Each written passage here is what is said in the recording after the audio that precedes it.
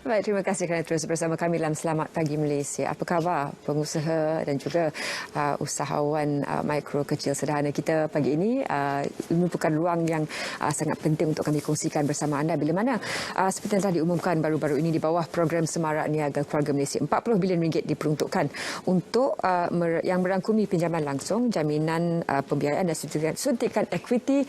Jadi pagi ini kita ingin berbicara sekitar dan meminta pandangan dari ikon BMF Malaysia, Cikgu Izzat Johari. Assalamualaikum, selamat pagi. Waalaikumsalam warahmatullahi wabarakatuh. Selamat pagi. Baik, terima kasih Cikgu Izzat kerana sudi bersama kami pagi ini. Ini juga barangkali dinanti-nantikan oleh pengusaha dan juga peniaga PMKS kita dengan pengumuman yang telah pun berikan. Soalan selepas ini ialah what now? Apa selepas ini? Jadi pandangan awal Cikgu Izzat tentang peruntukan yang telah pun diletakkan ini untuk PMKS kita. Okey, bismillahirrahmanirrahim. Assalamualaikum dan selamat pagi. Terima kasih kepada pengacara Zaleha. Yang kita sedia maklum, kita ingin mengambil kesempatan ini mengucapkan jutaan terima kasih kepada kepimpinan Kerajaan Malaysia di bawah Yang Berhormat Perdana Menteri Malaysia Datuk Seri Ismail Sabri, dan juga terima kasih juga kepada Menteri Kewangan yang telah membentangkan bajet yang begitu baik, dan kita rasakan sebagai satu langkah dan inisiatif permulaan. Jadi sebenarnya lebih kepada permulaan untuk peniaga-peniaga kecil IKS kita ni untuk memulakan kembali perniagaan mereka yang setelah 2 tahun mengalami bencana alam pandemik COVID-19 ni, yang mana hampir sebahagian daripada IKS telah mengalami kerugian yang amat besar, dan ada sebahagian juga yang telah tutup perniagaan. Ini kita betul-betul sedih dengan apa yang berlaku, tetapi kita sedia maklum bahawa pandemik ini bukan hanya di Malaysia tapi di dunia. Walau bagaimanapun kita rasa berbesar hati dengan pembentangan bajet baru-baru ini yang dirasakan begitu baik untuk IKS memulakan perniagaan mereka kembali dalam menjelang 2022 ini. Dan komen saya, semestinya kita berharap bajet-bajet yang disampaikan ini terus sampai kepada IKS-IKS yang ada sebenarnya. Kita juga khawatir kalau ada yang tercicir IKS-IKS yang ada ni, kita berharap agar diberi bantuan yang sewajarnya yang telah dibentangkan. Yang boleh saya katakan untuk awal ini ada 3 inisiatif besar yang dibentangkan oleh Menteri Keuangan baru-baru ini, yang di mana kita rasakan mungkin dapat paling tidak 80 ke 90% IKS yang dah terkesan. Sebab sebentar tadi saya katakan hampir separuh yang sudah tutup perniagaan mereka akibat tidak tertanggung. Kita panggil contohnya sewa kedai. Bayangkanlah sampai 6 bulan ataupun lebih tahun kita tidak langsung diberi memulakan perniagaan. Jadi mereka terpaksa menghadapi tanggungan hutang-hutang yang orang kata yalah, dalam keadaan pandemik ni kita tidak dapat elak. Jadi inisiatif-inisiatif kerajaan yang ada ni mungkin sedikit sebanyak dapat membantu IKS untuk memberi satu nafas baru kepada peniaga-peniaga IKS kita ni, insyaAllah. Cikgu Izzat, banyak juga bila kami tanyakan dengan pakar ekonomi, juga mereka yang mewakili para peniaga juga usahawan, kita tahu ada 1.8 bilion ringgit untuk pinjaman pembiayaan kredit mikro oleh Tekun, Agrobank, BSN, Bank Rakyat. Tapi bagaimana pula boleh digalakkan lagi ataupun dibawa lagi sokongan daripada bank-bank komersial ni, Cikgu Izzat?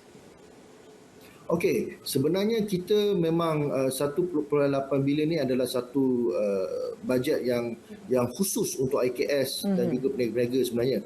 Dan kita lihat kalau diberikan contohnya pembiayaan daripada Tekun, agensi-agensi di bawah Medex sebenarnya contoh, ada yang diberi pembiayaan yang dengan kadar pinjamannya tak ada interest. Dan moratorium selama 6 bulan. Ini adalah salah satu inisiatif yang sangat baik sebenarnya. Dan itu yang untuk kehadapan. Dan kita juga ada lihat grant-grant yang telah diberikan. Sebagai contoh, sekarang ni kita nak ke arah pendigitalan. Kan kalau lihat Menteri Usahawan sendiri Tan Sri Noh pernah melancarkan ataupun pernah menekankan tentang salah satu pendigitalan, iaitu melalui aplikasi Warung Ya.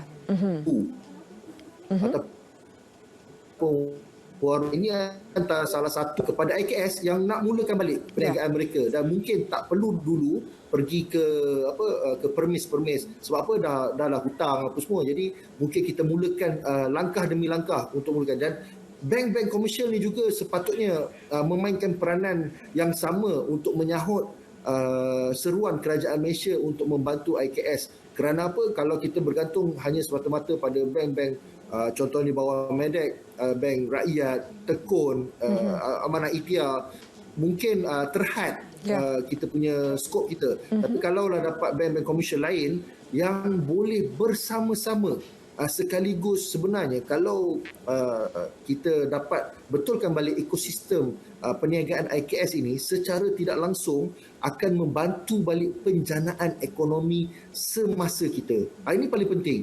Kalaulah mereka tidak atau bank komersial ini tidak menyahut seruan kerajaan, mungkin akan ada satu imbangan yang tidak sempurna apabila IKS nak mulakan perniagaan tak dapat bergerak, dan juga pembeli ataupun pihak-pihak daripada kita lah sebagai pengguna tak dapat ada keseimbangan yang baik. Jadi bank komersial perlu menyahut seruan kerajaan dan juga memberi sedikit pelepasan kepada IKS-IKS yang sebelum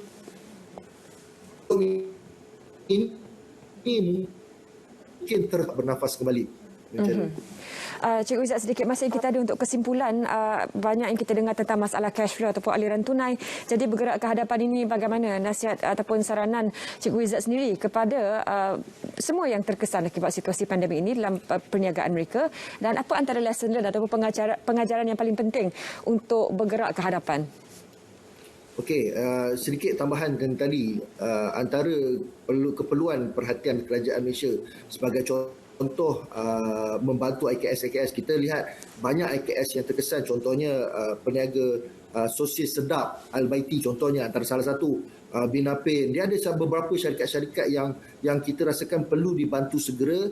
Itu wajar kerajaan membantu secara khusus, kerana ada sektor-sektor IKS ni yang mungkin perlu diberi perhatian khusus. Dan untuk kesimpulan ni, kita juga ada macam kita punya NGO, kita ada membantu IKS dari segi membuat satu roadshow, contohnya yang ada sekarang ni, selamat datang ke promosi produk IKS yang kita usahakan sekarang sedang berlangsung di Ipoh sebenarnya.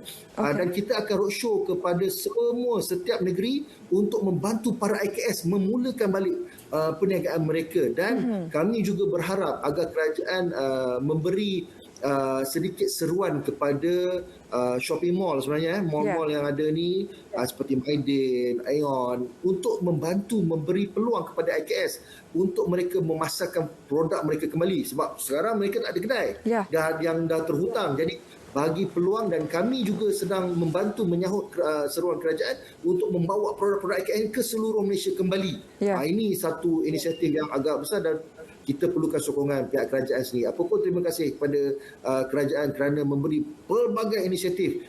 Cuma diharapkan sampai kepada IKS kita, insya-Allah. Baik, terima kasih Cikgu Izzat, dan saya pasti perbincangan kita akan sambung lagi di lain kesempatan. Terima kasih kerana sedia bersama kami pagi ini.